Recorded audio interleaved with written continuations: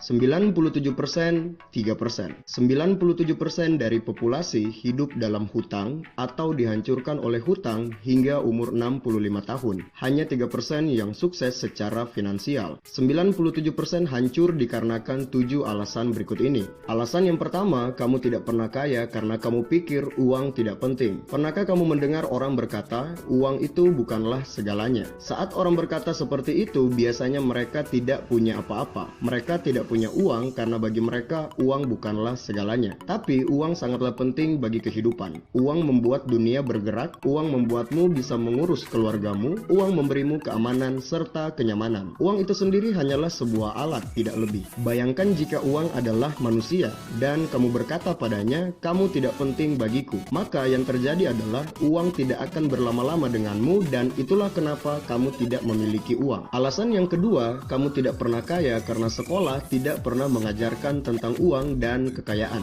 Saat kamu belajar di sekolah, kamu mendapatkan banyak sekali pelajaran. Tapi, apakah ada pelajaran tentang uang? Pelajaran itu tidak pernah ada karena sistem sekolah didesain untuk mengajarkan kamu bagaimana bermain aman, untuk membuat kamu menjadi pekerja yang baik dan giat. Alasan yang ketiga, kamu tidak pernah kaya karena orang tuamu tidak pernah mengajarkanmu tentang uang dan bagaimana uang bekerja. Kecuali kamu memang berasal dari keluarga kaya atau lahir dengan harta melimpah. Saat kamu bertumbuh dalam keluarga yang pas-pasan, kamu tidak menemukan keyakinan yang tepat tentang uang, kekayaan, dan orang-orang sukses. Berapa banyak orang tua yang mengajarkanmu untuk menjalani hidup dengan cara sekolah setinggi-tingginya, dapatkan pekerjaan, atau jadilah seorang PNS. Dan karena kamu mencintai orang tuamu, maka kamu pun menuruti nasihat mereka. Pada akhirnya, kamu tidak pernah kaya. Alasan yang keempat, kamu tidak pernah kaya karena kamu tidak pernah diajarkan bagaimana menghasilkan uang kecuali dengan bekerja. Pernahkah kamu ingin mendapatkan uang sendiri saat masih remaja? Kamu mungkin meminta izin kepada orang tuamu terlebih dahulu, bukan? Katakanlah kamu ingin membeli gadget,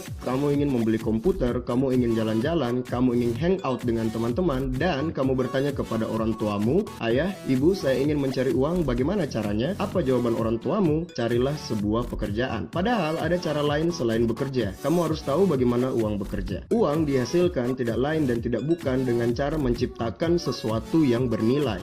Selama kamu bisa menghasilkan nilai pada kebutuhan pasar, kamu bisa memberikan sebuah produk atau jasa untuk ditukarkan dengan uang. Jadi, ketimbang menukar 1 jam dengan sejumlah rupiah, kamu bisa menukarkan 1 ide dan keterampilan dengan jutaan rupiah. Alasan yang kelima, kenapa kamu tidak pernah kaya? Karena media-media mainstream dan para pengiklan, mereka mau kamu hanya menjadi konsumen. Kenapa mereka mau kamu terus jadi konsumen? Supaya mereka bisa mengendalikanmu. Saat masih muda, kamu diajarkan untuk menghabiskan uang yang tidak kamu miliki, untuk membeli barang yang tidak kamu butuhkan, bahkan membeli sesuatu hanya untuk gengsi. Apa maksudnya menghabiskan uang yang tidak kamu miliki? Artinya, kamu membeli dengan cara berhutang. Tak punya uang, tinggal pinjam atau pakai kartu kredit. Media membuat seakan-akan hutang adalah hal yang wajar. Padahal jika kamu berhutang, itu adalah sebuah masalah. Hutang akan membuatmu dikendalikan oleh media, institusi keuangan, dan kamu akan dikendalikan oleh bank.